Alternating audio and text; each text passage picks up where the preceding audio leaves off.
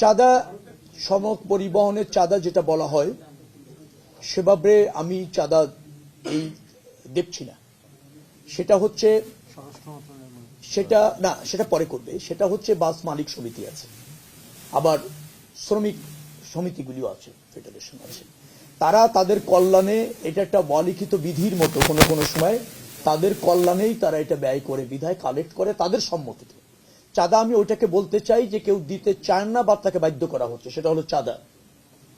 এখন ধরেন মালিক সমিতি আছে, তারা একটা নির্দিষ্ট হারে প্রত্যেকটা টিপস থেকে টাকা তোলে, মালিকদের কল্যাণে ব্যবহার করতে চায়। কতটুকু ব্যবহার হয় সেটা জানি না, সেটা নিয়ে হয়তো বিতর্ক আছে। কিন্তু তারা এই সমঝোতার ভিত্তিতে, আবার শ্রমিক কল্যাণ ফেডারেশন এরকম অনেক সংস্থা ওরা আছে, তো তারা এটা সমঝোতার ভিত্তিতে এরকম ভাবে করে।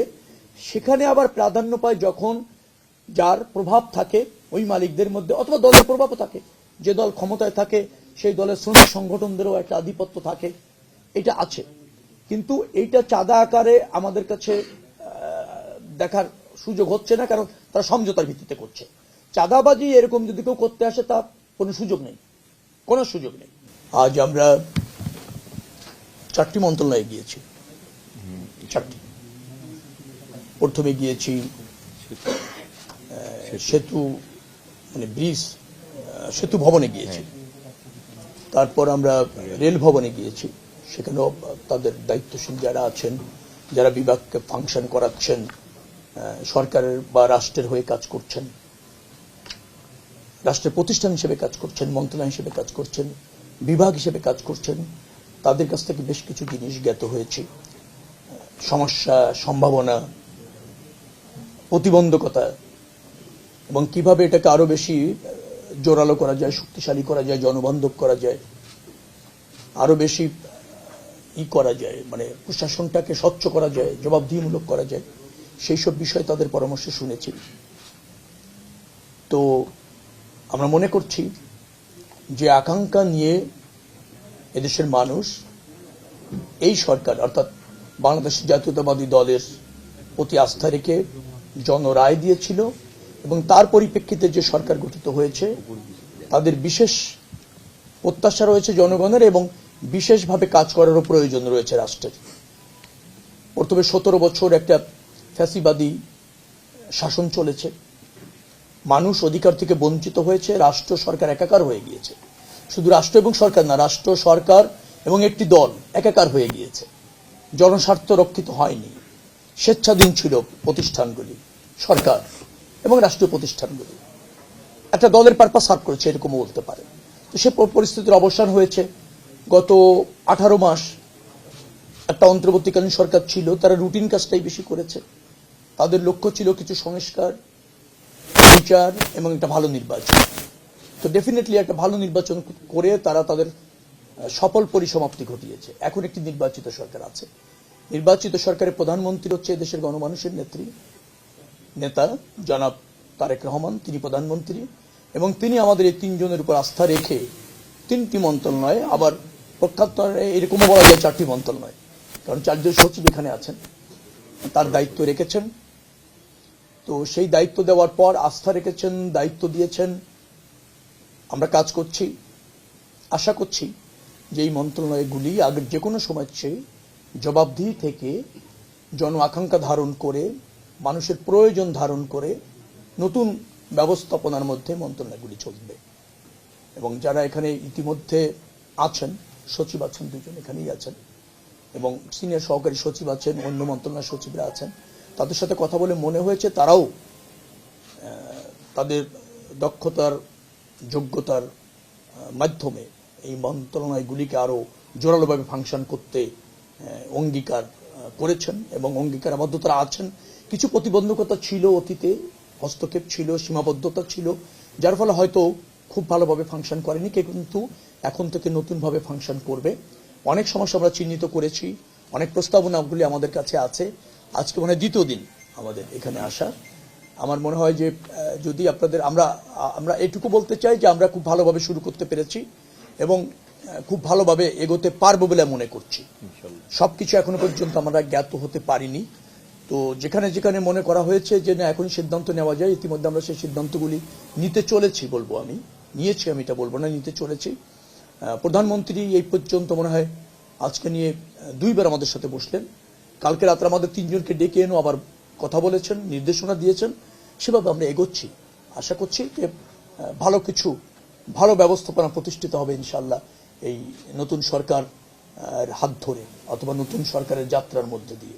ওখানে আমাদের খাল খননের যে সিদ্ধান্ত হয়েছে, খাল খননের সাথে যুক্ত 4টি মন্ত্রণালয়, সেই 4টা মন্ত্রণালয়ে প্রধানমন্ত্রীর কার্যালয়ের তদারকিতে সম্ভবত সর্বশেষ হচ্ছে পানি সম্পদ মন্ত্রণালয়কে প্রধান করে পরিবেশ, পানি সম্পদ, কৃষি, এলজিআরডি, এই 4টি মন্ত্রণালয়ের সমন্বয়ে, কারণ এখানে অনেকগুলি বিষয় আছে। খাল দখল হয়েছে, তো সেই খালগুলি, ওই খালটি ওই জায়গা কার দখল, মানে কাদের, তারা ওটাকে ভ্যাকান্ট করার রাখে, অন্য মন্ত্রণালয় করতে পারবে না। তো ওই 4টা মন্ত্রণালয় সমন্বয় করে যেখানে খালগুলি দখল হয়েছে আগে দখলমুক্ত করতে হবে, যেখানে পুনর্খননের প্রয়োজন সেখানে পুনর্খনন করতে হবে, যেখানে ধরেন বর্জ্য গিয়ে পুনর্খনন করছেন, একটু পরে আবার গিয়ে বর্জ্য পড়ে সেটা অব্যবহারযোগ্য হয়ে যাচ্ছে, আবার ভরাট হয়ে যাচ্ছে, তো সেখানে আবার বর্জ্য ব্যবস্থাপনা আধুনিকীকরণ করা অথবা খালটা যাতে তাড়াতাড়ি ভরাট না হয়ে যায়, নিয়মিত মেইনটেন্স করার যে বিষয়গুলি আছে সেইগুলি নিয়ে 7 দিনের মধ্যে একটা কর্ম পরিকল্পনা দাঁড় করাতে বলা হয়েছে। 7 দিন পর থেকে ওইটার কার্যকরী করার জন্য প্রয়োজনীয় পদক্ষেপ নিয়ে যারা দায়িত্বশীল আছেন তারা কর্ম পরিকল্পনা নিয়ে কাজ করবেন। যেমন উনি রেলটাকে সম্প্রসারণ করতে চান, রেলের সেবা এটা প্রতিষ্ঠিত করতে চান, আবার প্রসারিত করতে চান প্রথমত। দ্বিতীয়ত হচ্ছে আমাদের দেশেই আমাদের ইঞ্জিন তৈরি করা যায় কিনা, অথবা আমাদের যে বগিগুলি আছে সেটা মেনটেন করা হয় কিন্তু সেটা তৈরি করা যায় কিনা সে ব্যাপারেও উনি বলেছেন, কারণ এটা অনেক ব্যয়বহুল হয়। আবার ধরেন যেটাকে বলা হয় দীর্ঘসূত্রিতা আছে এগুলি ইম্পোর্ট করার জন্য, ইঞ্জিন আসছে বগি আসছে না, বগি আসছে বা রেল লাইন হচ্ছে না, রেল লাইন অনেকটা বানানো হয়েছে কিন্তু সেই অনুপাতে রেল চালু করা যাচ্ছে না। এই যে সমন্বয়হীনতা, সেগুলিকে কিভাবে দ্রুততম সময়ের মধ্যে দেশের সক্ষমতা কিভাবে বাড়ানো যায় আর সমন্বয় করে কিভাবে এটাকে সেবার মান, দীর্ঘসূত্রিতা বলতে আমি বুঝাচ্ছি, ধরেন এমনও আছে যে কাজটি একসাথে টেন্ডার হলে করা যেত একত্রে, কিন্তু একটা টেন্ডার এখন হয়েছে, আরেকটা 6 মাস পরে হয়েছে, আরেকটা 1 বছর পরে হয়েছে, তখন অলরেডি লাইন হয়ে গিয়েছে, ট্রেন লাইন, কিন্তু ইঞ্জিন আসছে বগি নেই, বগি আসলে ধরেন ইঞ্জিন নেই, এরকম একটা সমন্বয়হীনতা। তো সেটাকে একটু কমপ্লিটলি করার, আর হচ্ছে চিটাগাং থেকে ঢাকার দূরত্ব কি ঠিক আছে, কিন্তু অল্প সময়ের মধ্যে কিভাবে এটা করা যায়। তারপর প্রথম শ্রেণী দ্বিতীয় শ্রেণীর যে সমস্ত টিকিট কেটে মানুষ যাত্রী সেবা পাচ্ছে না, একেবারে জরাজীর্ণ অবস্থা, বসার মতো পরিবেশ নেই। এই ঈদের সময় গিয়ে 25% টিকিট বেশি দেওয়া হয় যাত্রীদের লাঘব দূর করবার জন্য, কারণ প্রচুর যাত্রী যেতে চায়, কিন্তু তারা গিয়ে আবার প্রথম শ্রেণী সহ এসি রুমে ঢুকে যার মতো দখল করে বসে আছে, কেউ তাদের নিয়ন্ত্রণ করতে পারছে না। একটা স্বেচ্ছাচারিতার মাধ্যমে একটা চাপ তৈরি হয় রেলের প্রতি। সেইগুলি কিভাবে ম্যানেজ করা যায় সেগুলি প্রধানমন্ত্রী নিজে এগুলি বলেছেন। উনি রেলটার উপর খুব গুরুত্ব দিয়েছেন এবং অন্যান্য আমাদের মন্ত্রণালয় যে সমস্ত জায়গাগুলিতে কাজ করার সুযোগ আছে উনি জ্ঞাত আছেন, সে ব্যাপারে আমাদেরকে দ্রুততম সময়ের মধ্যে প্রয়োজনীয় পদক্ষেপ নিতে নির্দেশ দিয়েছেন। তার মধ্যে হচ্ছে সড়কের শৃঙ্খলা ফিরিয়ে আনা, সড়ক মানে পরিবহনে শৃঙ্খলা ফিরিয়ে আনা। তারপর হচ্ছে কিছু কিছু বাজার আশেপাশে এরকম ভাবে হয়েছে যার ফলে সেখানে মেইনটেন্স করা কষ্ট হচ্ছে। ওই জায়গায় গেলে আপনি যাচ্ছেন ফাঁকা রাস্তা, কিন্তু বড় বড় মহাসড়কের উপরই বাজার বসে গিয়েছে, সেখানে গিয়ে আর আপনি যানজটে আটকে যাচ্ছেন, বিশৃঙ্খলা আছে, টেম্পু এনে অথবা ইঞ্জিন চালিত যে সমস্ত এলাকার যানজট তৈরি করা হচ্ছে সেইগুলির মধ্যে একটা শৃঙ্খলা নিয়ে আসা আমাদের তাদের আদায় করা হয়নি। কি বলে না না না কি বলে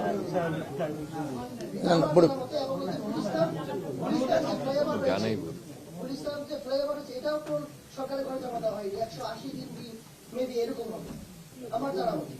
না, আমার এরকম জানা নেই। আমি যেটা জানি আমরা নিয়মিত টোল আদায় করছি এবং ওই পদ্মা সেতুর যে ঋণের কিস্তি সেটাও নিয়মিত আমরা পরিশোধ করেছি, কোনো ডিউজ দেই। হ্যাঁ, ওটা পরিসংখ্যান না হলেও চলবে। নিয়মিত আমাদের টোল যেটা আদায় হচ্ছে এবং আমাদের যে সমস্ত ব্রিজ বিশেষ করে পদ্মা সেতু তার যে কিস্তির টাকা আমরা নিয়মিত পরিশোধ করেছি, কোনো ডিউজ নেই।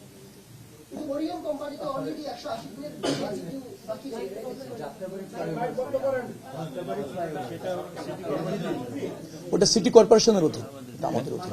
এলজিডি জানতে চাচ্ছি সামনে ঈদ তিনটি মন্ত্রণালয় খুব চ্যালেঞ্জিং, যেহেতু ট্রান্সপোর্টেশনের হিউজ পরিমাণ আপনার মানুষ এই সময় যাতায়াত করে থাকে। এই ঈদ ব্যবস্থাপনার জন্য আপনাদের এখন পর্যন্ত কি পদক্ষেপ নিয়েছেন বা কি ধরনের? গতবারে যে পদক্ষেপটা নেওয়া হয়েছিল মোটামুটি সফল ছিল, কিন্তু এটা সফল হওয়ার ক্ষেত্রে আরেকটা কাজ করেছে, সেটা হচ্ছে ছুটিটাও বড় ছিল দীর্ঘদিনের। তো ঈদের ছুটিটা যদি একটু বড় হয় তাহলে ম্যানেজমেন্টটা খুব ইজি হয়ে যায়, আর ঈদের ছুটি একেবারে যদি ওরকম সংকীর্ণ হয়ে যায় তাহলে এই মানুষের চাপ নেওয়াটা একটু কঠিন হয়ে যায়।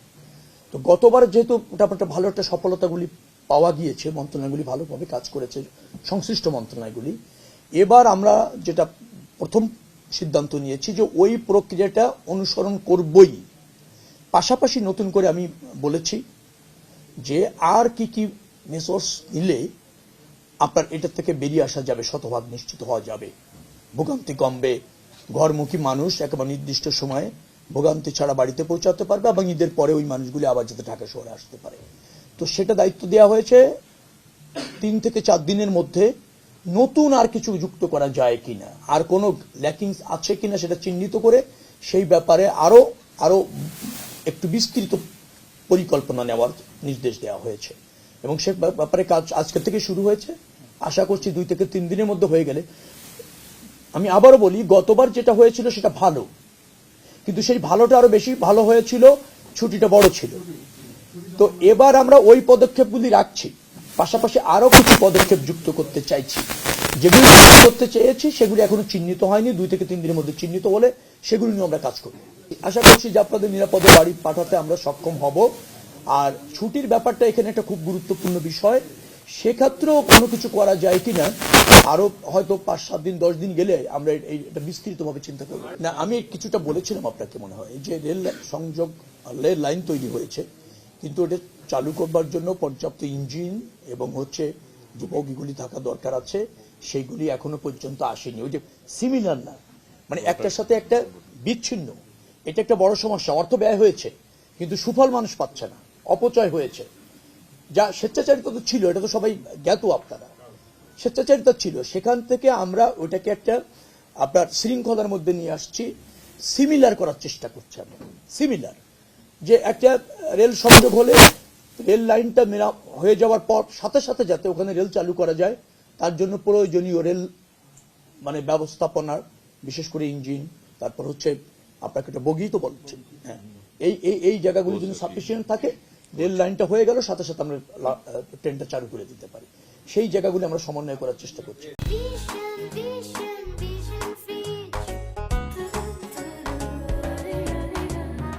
চাঁদা, সড়ক পরিবহনের চাঁদা যেটা বলা হয়, সেভাবে আমি চাঁদা এই দেখছি না। সেটা হচ্ছে সেটা না, সেটা পরে করবে। সেটা হচ্ছে বাস মালিক সমিতি আছে, আবার শ্রমিক সমিতিগুলিও আছে, ফেডারেশন আছে, তারা তাদের কল্যাণে, এটা একটা অলিখিত বিধির মতো কোনো কোনো সময় তাদের কল্যাণেই তারা এটা ব্যয় করে, বিধায় কালেক্ট করে তাদের সম্মতিতে। চাঁদা আমি ওইটাকে বলতে চাই যে কেউ দিতে চান না বা তাকে বাধ্য করা হচ্ছে, সেটা হলো চাঁদা। এখন ধরেন মালিক সমিতি আছে, তারা একটা নির্দিষ্ট হারে প্রত্যেকটা টিপস থেকে টাকা তোলে, মালিকদের কল্যাণে ব্যবহার করতে চায়, কতটুকু ব্যবহার হয় সেটা জানি না, সেটা নিয়ে হয়তো বিতর্ক আছে। কিন্তু তারা এই সমঝোতার ভিত্তিতে, আবার শ্রমিক কল্যাণ ফেডারেশন এরকম অনেক সংস্থা ওরা আছে, তো তারা এটা সমঝোতার ভিত্তিতে এরকম ভাবে করে। সেখানে আবার প্রাধান্য পায় যখন যার প্রভাব থাকে ওই মালিকদের মধ্যে, অথবা দলের প্রভাবও থাকে, যে দল ক্ষমতায় থাকে সেই দলের শ্রমিক সংগঠনদেরও একটা আধিপত্য থাকে, এটা আছে। কিন্তু এইটা চাঁদা আকারে আমাদের কাছে দেখার সুযোগ হচ্ছে না, কারণ তারা সমঝোতার ভিত্তিতে করছে। চাঁদাবাজি এরকম যদি কেউ করতে আসে, তা কোনো সুযোগ নেই, কোনো সুযোগ নেই। যোগাযোগ মন্ত্রণালয়ের অধীনে বা যে সমস্ত জায়গা আছে সেখানে বাইরে থেকে কেউ চাপ প্রয়োগ করে চাঁদা নেবে, অনৈতিক সুবিধা নেবে, সে সুযোগ নেই। কিন্তু মালিকরা যদি সমঝোতার ভিত্তিতে ওটা করে, সেটাও আমরা তাদের সাথে কথা বলে দেখব যে সেখানে কেউ ডিপ্রাইভ হচ্ছে কিনা এবং সেই অর্থের অপব্যবহার হচ্ছে কিনা, সেটা আমরা দেখব। হ্যাঁ, আপনার প্রস্তাবনাটাই আমার কাছে ভালো লেগেছে এবং সেই লক্ষ্যে আমি একটু বলেছি যে ছুটি গতবার ভালো বেশি ছিল, এবার কি করা যায় আমি স্পষ্ট করিনি। তো সেটাও আপনার এই প্রস্তাবনা আমরা বিবেচনায় রাখবো। তো সেটা নিয়ে কথা বলতে হবে নিশ্চয়ই আরো উপর পর্যায়ে, হ্যাঁ, প্রধানমন্ত্রীর দপ্তর পর্যন্ত কথা বলতে হবে। এই কারণে কথা বলতে হবে যে এর সাথে অর্থনীতি জড়িত। এখন গার্মেন্টস মালিকরা সেভাবে কতটুকু, যারা শ্রমিক তারা খুশি হবে, কিন্তু ওই মালিকরা কতটুকু ক্ষতিগ্রস্ত হয় সেটাও একটা বিবেচনায় রাখতে হবে। অনেক সময় অনেক গুরুত্বপূর্ণ বিদেশি অর্ডার থাকে, সেটা 2 দিন কাজ না করলে দেখা যাচ্ছে যে তার অর্ডার ক্যান্সেল হয়ে যাচ্ছে, এই বিষয়গুলি থাকে। তো আমরা এটা বিবেচনা রেখে ছুটিটা বাড়ানো যায় কিনা সেটা হয়তো উদ্বোধন কর্তৃপক্ষ চিন্তা করবে, সংশ্লিষ্ট কর্তৃপক্ষ চিন্তা করবে। আরেকটা আপনি যেটা বললেন আমি ওইটা প্রশ্ন করি, সেটা হচ্ছে সিটি কর্পোরেশনের কোন মেয়র এটা লিজ দিয়েছে বিদায় আমার জানা নেই। তবে গত 1.5 বছরে এই প্রশাসকরা যত্রতত্র ভাবে রাস্তার জায়গা কোন রকমের একটু গ্যাপ আছে সেখানে 5-6টি পার্কিং এর নামে ইজারা দিয়েছে, কিন্তু গাড়ি রাখা হচ্ছে 30টা 40টা 50টা। এই জায়গাটা সিটি কর্পোরেশনকে আমরা ডাকবো, ডেকে এর কারণ জানতে চাওয়া হবে। যদি এর কোনো জোরালো কারণ না থাকে, রেভিনিউতে এত খুব বেশি রেভিনিউ আসার কথা না, খুব বেশি অর্থ আসার কথা না, কিন্তু ভোগান্তিটা বাড়ছে, যার ফলে আমরা সিটি কর্পোরেশনের সাথে যোগাযোগ করে তাদেরকে বলবো যে এইগুলির প্রয়োজন না থাকলে দ্রুততম সময়ের মধ্যে বাতিল করবে। এটার একটু পরীক্ষা নিরীক্ষা করা হচ্ছে, এটার ব্যয়, এটার যাত্রী নিরাপত্তা ইত্যাদিতে বিষয় একটু পরীক্ষা নিরীক্ষা চলছে। আমার ধারণা হচ্ছে যে আপনারা এটা আরো 15 ডেজ অপেক্ষা করলে প্রকৃতপক্ষে কি করলে দেশের স্বার্থ রক্ষা হয় এবং আমরা লাভবান হতে পারি সেগুলি সব বিবেচনা করেই উইদিন 15 ডেজের মধ্যে একটা সিদ্ধান্ত আসবে। রিক্সা বন্ধ করা একান্তই প্রয়োজন, কিন্তু পদক্ষেপটা এই মুহূর্তে 2 দিনে পদক্ষেপের ব্যাপারে কোনো সিদ্ধান্ত নেওয়ার উদ্যোগ নেওয়া হয়নি এখনো পর্যন্ত। তবে আমরা মনে করছি এ ব্যাপারে সিটি কর্পোরেশনকে কাজে লাগাতে হবে, কারণ সিটি কর্পোরেশন দুটি আছে, তাদের সাথে আমরা একটা যৌথ মিটিং করে যানজট নিরসন করতে হলে 2টি জিনিস একান্ত প্রয়োজন। একটা হচ্ছে ফুটপাত মুক্ত করা, দখল মুক্ত করা, আর একটা হচ্ছে এই অটো রিক্সার যে দৌরাত্ম আছে, যত্রতত্র ব্যবহার, স্বেচ্ছাচারী ব্যবহার, এটা কোনো সভ্য দেশে চলতে পারে না, কোনো সভ্য শহরে কাম্য না, কোনো সভ্য শহরে কাম্য না। তো সেটা উচ্ছেদ বা সম্পূর্ণ বন্ধ একবারে করা যাবে কিনা, নাকি এটা নিয়ন্ত্রণের মধ্যে পর্যায়ক্রমে কিভাবে করা যায় সে ব্যাপারে আরেকটু কঠোর হতে হবে। এটা ট্রাফিক বিভাগ আছে, তারপর আপনার স্বরাষ্ট্র বিভাগও মানে স্বরাষ্ট্র মন্ত্রণালয়ের ব্যাপারও আছে, কারণ আইন শৃঙ্খলা রক্ষাকারী বাহিনীকে এখানে ভূমিকা রাখতে হবে, এবং এটা রাজনৈতিক সদিচ্ছারও ব্যাপার এখানে আছে, রাজনৈতিক সদিচ্ছার ব্যাপার আছে।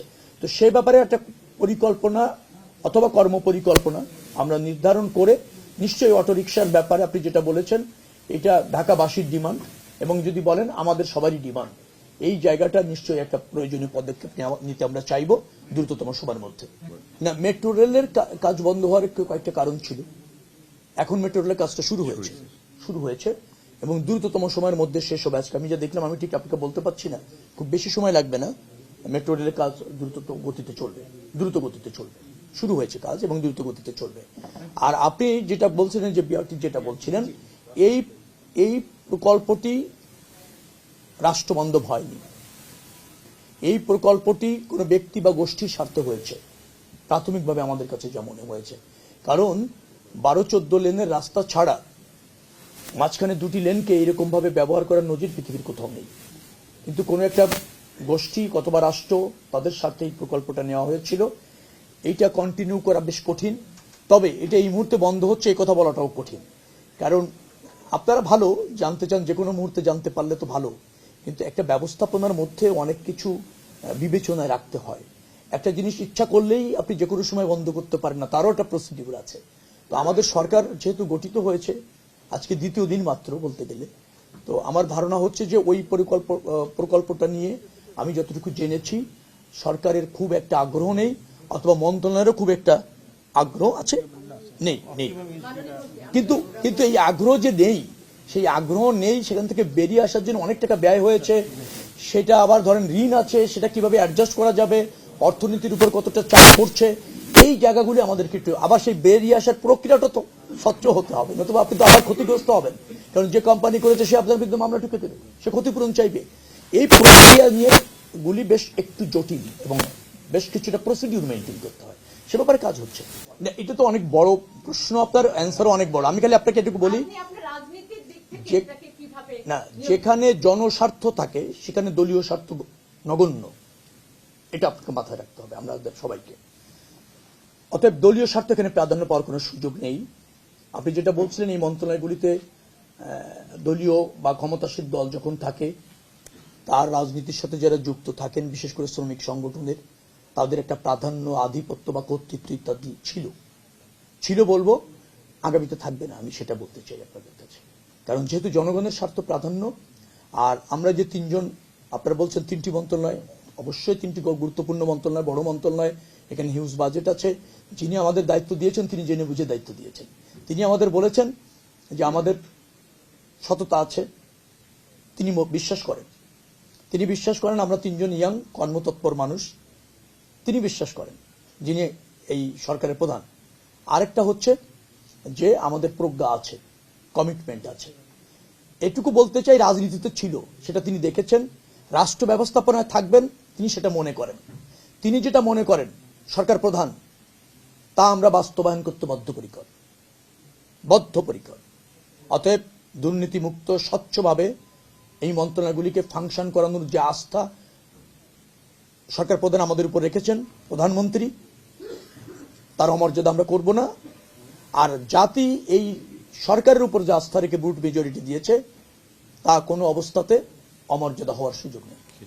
অতএব আমরা মনে করছি যে ওই রাজনৈতিক প্রভাবের ঊর্ধ্বে থেকে আমরা রাজনৈতিক নেতা ছিলাম, কিন্তু এখন আমরা রাষ্ট্র ব্যবস্থাপনার সাথে জড়িত। রাষ্ট্রটা সবার, সব দলের, সব মানুষের। অতএব সেখানে আমাদেরকে সবার স্বার্থ সংরক্ষণ করেই নীতি গ্রহণ হতে হবে। কোনো দলীয় চাপ অথবা দলের আনুকূল্য পেতে পারে এই ধরনের কোনো সংগঠন এখানে প্রাধান্য বিস্তার করতে পারবে না। তবে তাদের কোনো ন্যায্য কিছু যদি থাকে, ডেফিনেটলি তারাও তো মানুষ, দল করা লোকও কিন্তু জনগণ, ততটুকু বিবেচনা পাবে মাত্র।